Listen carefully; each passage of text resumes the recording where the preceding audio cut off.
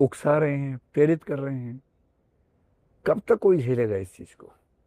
तो सच बात है कि ऑनर किलिंग जैसे मामलों में नैतिक अपराध तो समाज की ओर से होता है, कहीं भी हो। भारत में हो, यूरोप में भी होते रहे हैं, अमेरिका में भी होते रहे हैं।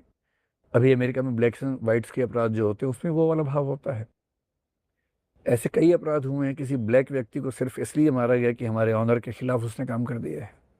कितने ऐसे केसेस हैं। कैशियस क्ले, मतलब ओलंपिक गोल्ड मेडलिस्ट था, उसके साथ ये सब घटनाएं हुई। उसने अपना ओलंपिक गोल्ड मेडल फेंक दिया था नदी के अंदर इसी वजह से, नाराज होके।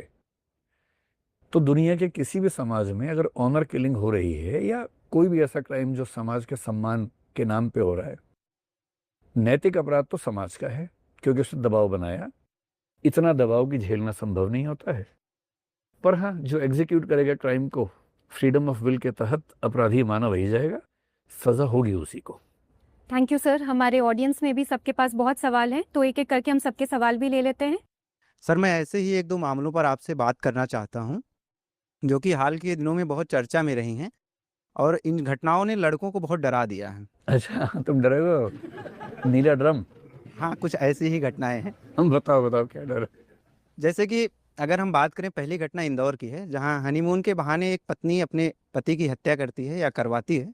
वहीं दूसरा मामला मेरठ का है, जहां एक महिला का पति विदेश से अपने परिवार के साथ रहने के लिए वापस आता है और पत्नी अपने प्रेमी के साथ मिलकर बहुत ही बेरहमी से उसकी हत्या करवा देती है। अगर ये घटनाएं देखेंगे तो क्षणिक आवेग में नहीं हुई हैं, बल्कि हमें देखने पे ही ऐसा लगता है कि ये पूरी प्लानिंग के साथ की गई। ऐसी घटनाओं के पीछे क्या कारण हो सकता है, इस पर आपकी क्या राय है? साथ ही हम यह भी जानना चाहेंगे, इन घटनाओं को हम रेयर इंसिडेंट्स मानकर हमें भूल जाना चाहिए, या इन घटनाओं के माध्यम से भविष्य का कोई सोशल ट्रेंड देखा जाता है? अच्छा, तो यही कि रेयर मान के भूल जाए? कितना दिल में लेके बैठोगे इन सब बातों को? ऐसी घटनाएं पहली बार हो रही हैं ऐसा एकदम नहीं है। ऐसी घटनाएं हमेशा हुई हैं। जब से समाज बना है तब से ऐसा हो रहा है। पुरुष पत्नी की हत्या करे तो हमें खबर नहीं लगती, हमें लगता नॉर्मल बात है, तुम शोर नहीं मचाते हैं। पत्नी ने पति की हत्या की तो शोर ज्यादा मच गया। सबको लग रहा है कि कलयुग, साक्षात कलयुग आ गया है तो बुरा ही, कलयुग ही है। पर ऐसी घटनाएं मेरे ख्याल से जब से समाज बना तब से लगातार हो रही है, कोई बहुत नई चीज नहीं है। आपको आश्चर्य होगा कि अभी कुछ बच्चों के निबंध लेखन के लिए मैं रिसर्च कर रहे थे, तो हमारी टीम ने तय किया कि हम संस्कृत साहित्य की कहानियां पढ़ेंगे और उन कहानियों के माध्यम से देखेंगे कि हमारा तब के समाज का क्या तस्वीर मिलती है और हमारे समाज से कितनी मैच करती है। तो इंटरेस्टिंगली एक कहानी 11वीं सेंचुरी की मुझे मिली। आपने किताब का नाम सुना होगा, वेताल पचीसी, सुना है? और एक सिंहासन बत्तीसी का सुना होगा। जी। ये 11वीं सेंचुरी और 14वीं सेंचुरी की किताबें हैं, संस्कृत की हैं।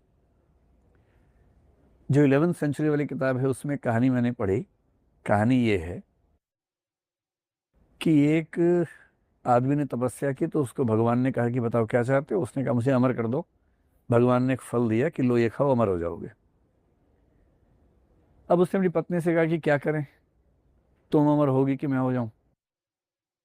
तो पत्नी ने कहा हम लोग होगे क्या करेंगे, राजा के पास जाओ, राजा को ये फल दो, उससे पैसे ले आओ बहुत सारे, हम वैसे ही बढ़िया जिएंगे। तो वो व्यक्ति राजा के पास गया, राजा को बताया। राजा का नाम मेरे ख्याल से भर्तृहरि है उस किताब में। तो राजा ने 1 लाख मुद्राएं देके फल ले लिया। राजा बोला मैं अमर होके क्या करूंगा? तो उसकी बहुत सारी रानियों में से जो उसको मोस्ट, मतलब फेवरेट रानी थी उसकी। आपने कभी सुना कि मोस्ट फेवरेट राजा था पटाने का? नहीं सुना होगा ना। हाँ। तो उसने उस रानी को ये कहा कि ये फल तुम खा लो, अमर हो जाओगी, मैं क्या करूंगा अमर होके। उसने कहा ठीक है। रानी का इश्क चल रहा था थानेदार के साथ, जो शहर का मेन थानेदार था। शाम को वो मिले, उसने कहा कि मैं अमर होके क्या करूंगी, तुम खा लो, तुम अमर हो जाओ। उसने कहा ठीक है। थानेदार शाम के बाद वेश्यालय में जाया करता था। वो वहां ले गया फ्रूट को। उसने उससे कहा अपनी फेवरेट वेश्या से कि तुम खा लो, मैं क्या करूंगा अमर होके। उसने कहा ठीक है। उस वेश्या को लगा मैं अमर होके क्या करूंगी। वो नेक्स्ट डे चलेगी राजा जी के पास। तो बोले राजा जी मुझे एक फल मिला है अमर होने के लिए, मेरी इच्छा है कि आप इस राज्य के सबसे महान व्यक्ति हैं, आप अमर हो जाएं।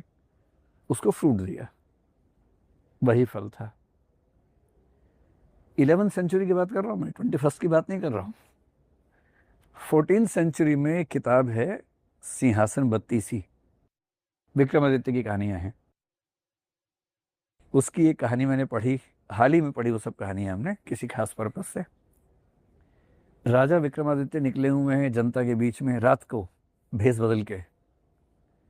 अचानक देखा कि एक घर की फर्स्ट फ्लोर से रस्सी मोटी सी टंगी हुई है।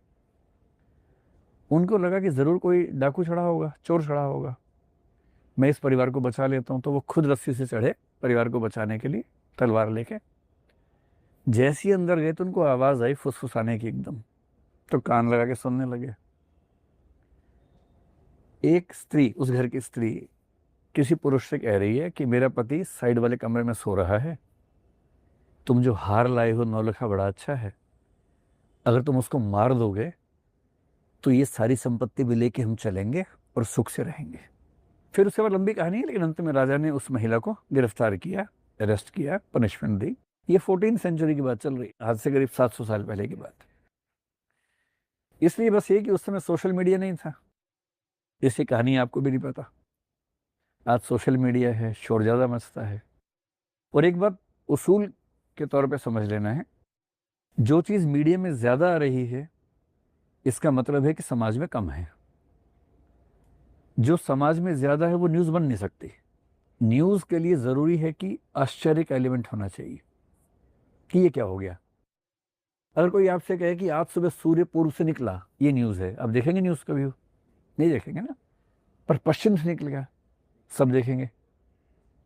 न्यूज़ का मतलब है कि उसमें सस्पेंस, रोमांच, नयापन, कुछ अजीब सी बात होनी चाहिए। तो जब तक महिलाओं की खबरें आ रही हैं इसका मतलब है कि महिलाएं कम हत्या कर रही हैं। पुरुषों की खबरें ज़्यादा नहीं आ रही हैं तो इसका मतलब पुरुष ज़्यादा हत्याएं कर रहे हैं। आपने कहानी सुनी नहीं होगी, 1 महीने पहले की, मैं आपको सुना देता हूँ, लगे हाथ। फरीदाबाद में एक पुरुष ने अपने 4 बच्चों को ट्रेन के नीचे मार दिया। 1 महीने पहले की बात है। बच्चों की उम्र क्या है?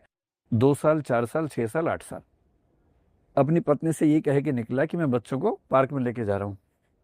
रेलवे ट्रैक पर लाया, बच्चों को बिठाया, चिप्स दिए, कुछ मीठा खाने को दिया, और इस तरह से खड़ा हुआ कि ट्रेन आते हुए ना दिखे उन्हें। 4 बच्चे मर गए। क्यों मर गए?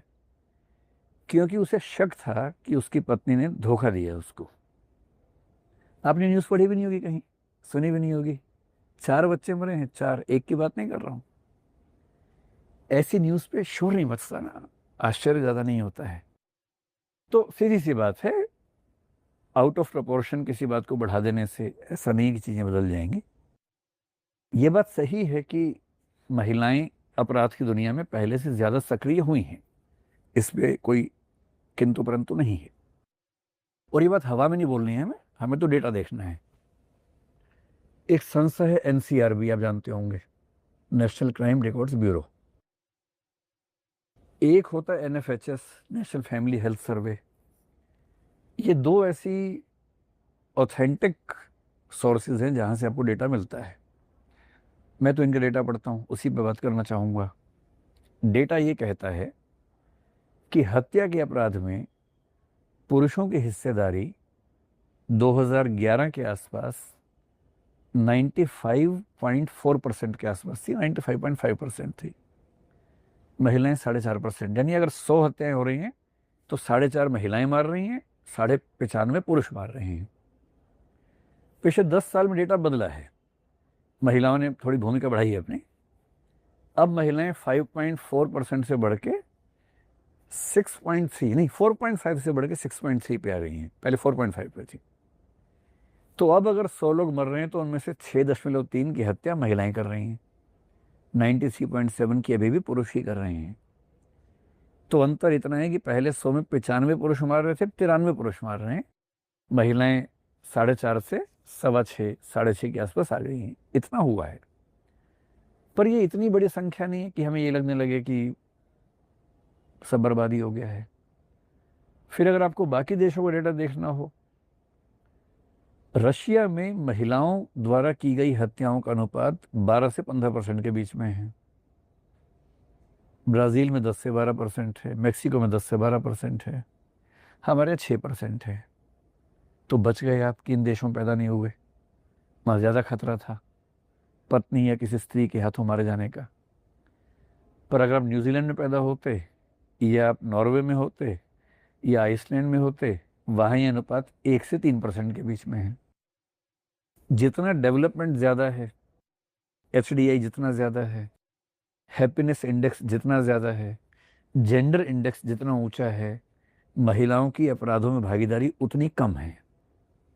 ये डेटा कहता है, मैं नहीं कह रहा हूँ। तो मेरा जो कहना वो ये कि इन घटनाओं को इतना उछालना, मतलब ठीक है, कुछ बेकार लोग हर समाज में होते हैं, हमारे समाज में भी हैं। थोड़ा और गहराई में जाएंगे तो कुछ कारणों पर भी बात करना